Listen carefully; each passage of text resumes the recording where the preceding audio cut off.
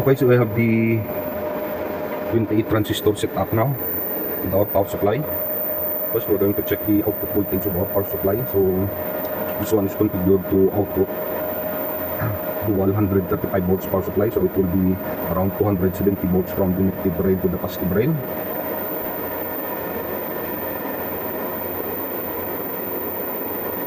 So that's around 270 volts from the negative to the positive rail. Positive to ground, 135. Ground to the negative rail, 135.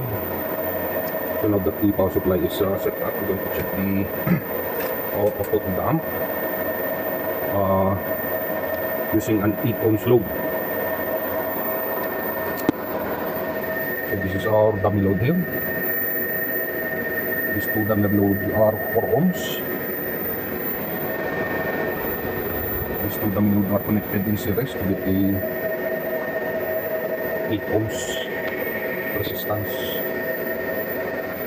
Okay, so this is our scope. Let's run to okay, so this is our power amp. This is the input to the amp.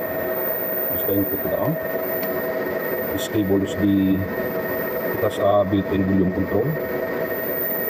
And this one is the power supply to the speaker protection relay. This one. Okay, so this one, the speaker protection relay is powered by this cable here.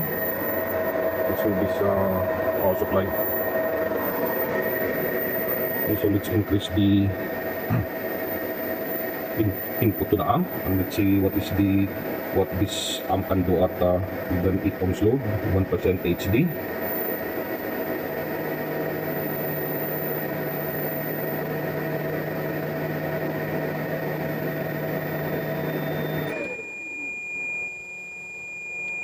Looks like the AC power source is turned off, so let me sort this out first. Okay, let's do that again.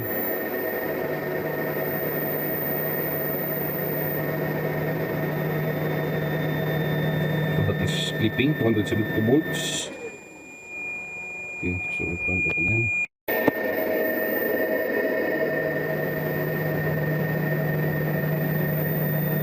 Okay, it's clipping at 270 volts.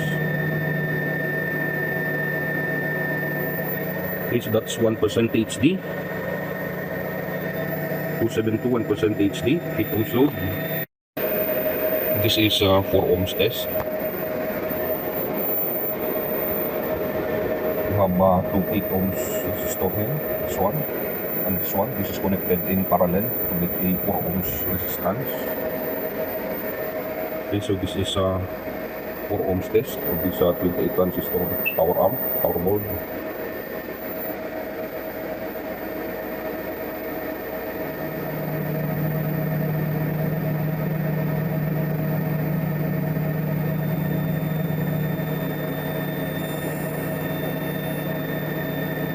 Okay. 248 to 50 to 52. So it looks like the maximum power output of the amp before clipping is 252 volts, peak to peak, 4 ohms load.